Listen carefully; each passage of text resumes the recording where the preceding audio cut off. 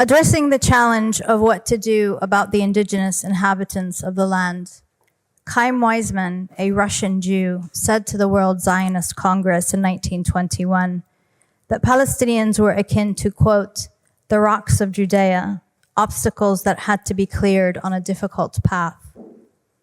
David Grun, a Polish Jew who changed his name to David Ben-Gurion in order to sound relevant to the region, said, quote, we must expel the Arabs and take their places. There are thousands of such conversations among the early Zionists who plotted and implemented the violent colonization of Palestine and the annihilation of her native people. But they were only partially successful, murdering or ethnically cleansing 80% of the Palestinians, which meant that 20% of us remained, an enduring obstacle to their colonial fantasies, which became the subject of their obsessions in the decades that followed, especially after conquering what remained of Palestine in 1967. Zionists lamented our presence, and they debated publicly in all circles regarding what to do about us, about the Palestinian birth rate, about our babies, which they dubbed a demographic threat. Benny Morris, who was meant to be here originally, once publicly expressed that David Ben-Gurion, that David Ben-Gurion, quote, did not finish the job of getting rid of us all, which would have obviated what they refer to as the Arab problem. Benjamin Netanyahu, a Polish Jew whose real name is Benjamin Mielikowski, bemoaned a missed opportunity during the 1989 Tiananmen Square uprising to expel large swaths of Palestinian population, quote, while the world's attention was focused on China. Some of their articulated solutions to the nuisance of our existence included a, quote, break their bones policy in the 1980s and 90s, which was ordered by Yitzhak Rubitsov, a Ukrainian Jew who changed his name to Yitzhak Rabin for the same reasons. That horrific policy that crippled generations of Palestinians did not succeed in making us leave, and frustrated by Palestinian resilience, a new discourse arose, especially after a massive natural gas field was discovered off the coast of northern Gaza worth trillions of dollars. This new discourse is echoed in the words of Colonel Ephraim Itan, who said in 2004, quote, we have to kill them all. Aaron Sofer, an Israeli so-called intellectual and political advisor, insisted in 2018 that, quote, we have to kill and kill and kill all day, every day. When I was in Gaza this year, I saw a little boy no more than 9 years whose hands and part of his face had been blown off by a booby-trapped can of food that soldiers had left behind for Gaza's starving children. I later learned that they also had left poisoned food for people in Shujaiyyah. That's bullshit. And in the 1980s,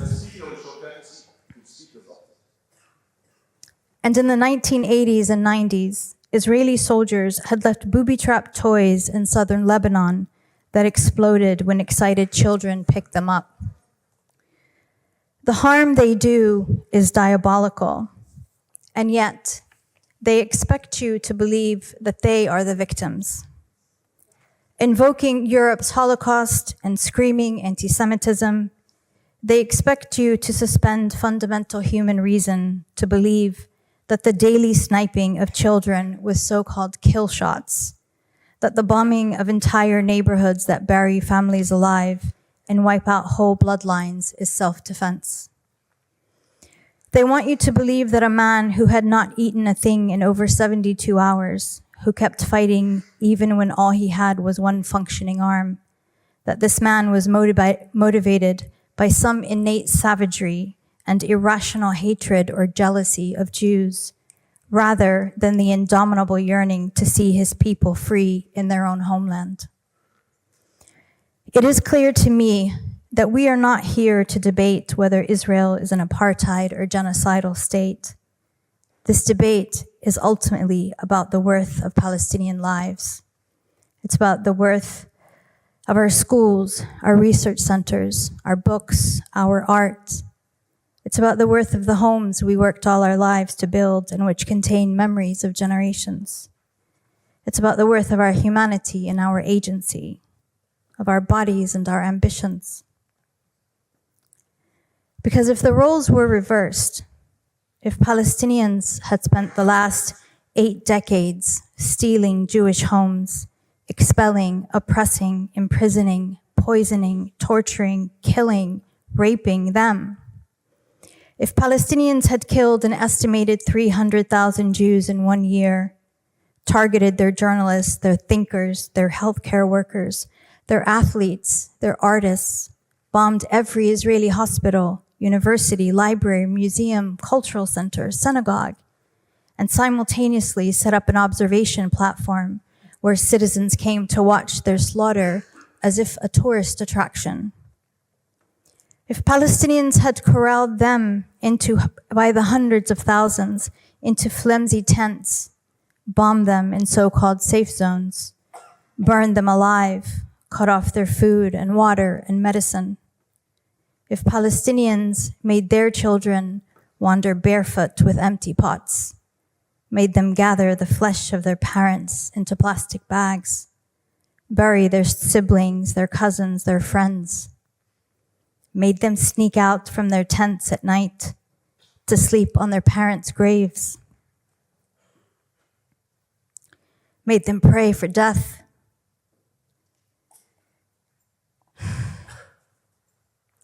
just to join their families and not be alone in this terrible world. If we terrorize them so utterly that their children lose their hair, lose their memory, lose their minds,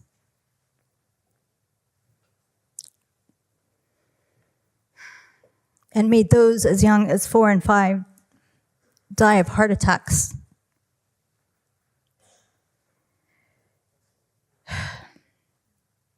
if we mercilessly force their NICU babies to die, alone in hospital beds, crying until they could cry no more, died and decomposed in the same spot.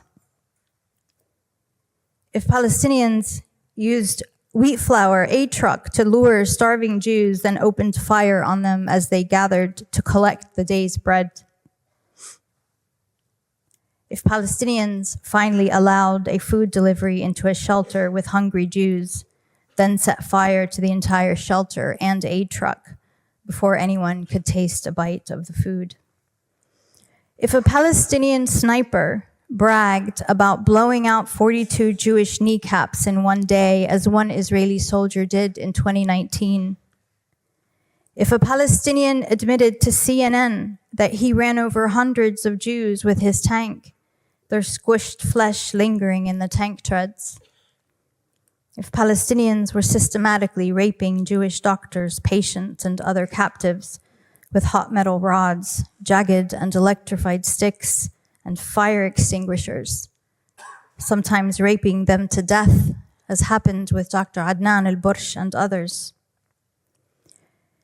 If Jewish women were forced to give birth in filth, get C-sections or leg amputations without anesthesia, if we destroyed their children, then decorated our tanks with their toys, if we killed or displaced their women, then posed in their lingerie, if the world were watching the live-streamed systematic annihilation of Jews in real time, there would be no debating whether that constituted terrorism or genocide. And yet,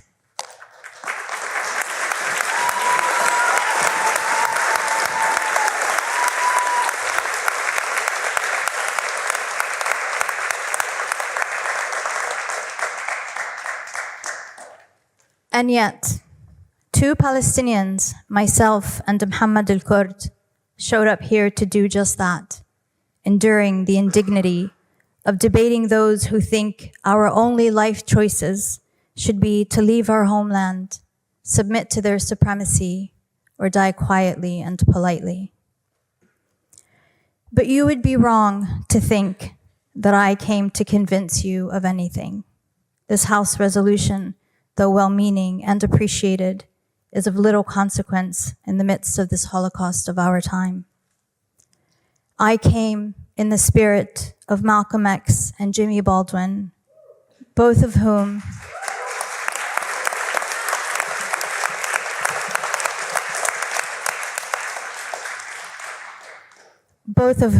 stood here and in Cambridge before I was born, facing finely dressed, well-spoken monsters who harbored the same supremacist ideologies as Zionism, these notions of entitlement and privilege, of being divinely favored or blessed or chosen.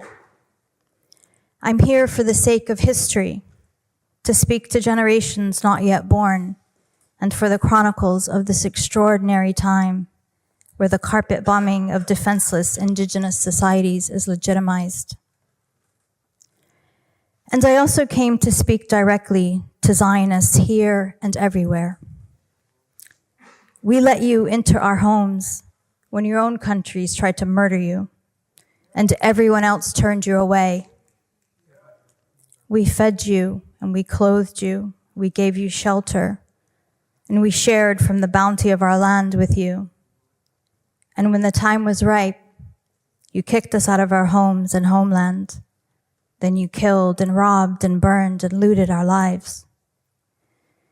You carved out our hearts because it is clear that you do not know how to live in the world without dominating others. You have crossed all lines. You have crossed all lines and nurtured the most vile of human impulses. But the world is finally glimpsing the terror we have endured at your hands for so long, and they are seeing the reality of who you are and who you've always been. They watch in utter astonishment the sadism, the glee, the joy, and the pleasure with which you conduct, watch, and cheer the daily details of breaking our bodies, our minds, our future, and our past. But no matter what happens from here, no matter what fairy tales you tell yourselves and tell the world, you will never truly belong to that land. You will never understand the sacredness of the olive trees, which you've been cutting down and burning for decades, just to spite us, just to break our hearts a little more. No one native to that land would dare do such a thing to the olives.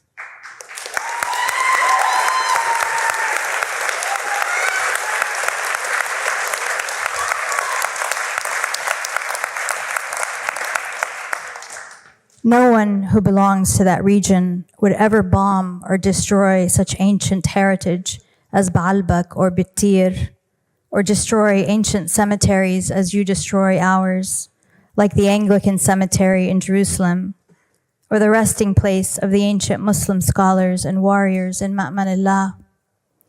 Those who come from that land do not desecrate the dead. That's why my family, for centuries, were the caretakers of the Jewish cemetery on the Mount of Olives, as labors of faith and care for what we know is part of our ancestry and our story. Your ancestors will always be buried in your actual homelands of Poland, Ukraine, and elsewhere around the world whence you came. The mythos and the folklore of the land will always be alien to you. You will never be literate in the sartorial language of the thobes we wear, which sprang from the land through our foremothers over centuries. Every motif, every design and pattern speaking to the secrets of local lore, flora, birds, rivers, and wildlife. What your real estate agents call in their high-priced listings, quote, old Arab home charm, will always hold in their stones the stories and memories of our ancestors who built them. The ancient paintings and photos of the land will never contain you. You will never know how it feels to be loved and supported by those who have nothing to gain from you and in fact everything to lose. You will never know the feeling of masses all over the world pouring into the streets and stadiums to chant and sing for your freedom.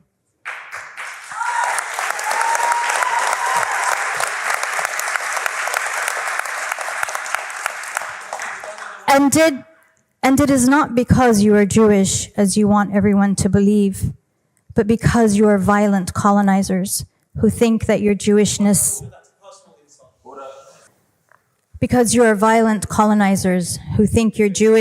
entitles you to the home my grandfather and his brothers built with their own hands on land that had been in our family for centuries. It is because Zionism is a blight onto Judaism. It is a break in humanity. You can change your names to sound relevant to the region, and you can pretend that falafel and hummus and za'atar are your ancient cuisines. But in the recesses of your being, you will always feel the sting of this epic forgery. That's why even the drawings of our children hung on the wall at the UN or in a hospital ward send your leaders and lawyers into hysteric meltdowns. You will not erase us, no matter how many of us you kill and kill and kill all day, every day. We are not the rocks that Chaim Weizmann thought you could clear from the land. We are its very soil. We are her rivers and her trees and her stories, because all of that was nurtured by our bodies and our lives over millennia of continuous, uninterrupted habitation of that patch of earth between the Jordan and Mediterranean waters. From our Canaanite, our Hebrew, our Philistine, our Phoenician ancestors, to every conqueror or pilgrim who came and went, who married or raped or loved or settled or enslaved or converted between religions or prayed in that land, leaving pieces of themselves in our bodies and our heritage. The fabled, tumultuous stories of the land are quite literally in our DNA. You cannot kill or propagandize that away, no matter what death technology you use or what Hollywood or corporate media arsenals you deploy. Someday, your impunity and your arrogance will end. Palestine will be free. She will be restored to her multi-religious, multi-ethnic, pluralistic glory. We will restore and expand the trains that run from Cairo to Gaza, Jerusalem, Haifa, Tripoli, Beirut, Damascus, Amman, Kuwait, Sana'a, and so on. We will put an end to this Zionist American war machine of domination, expansion, extraction, pollution, and looting. And you will either leave or you will finally learn to live with others as equals. Thank you.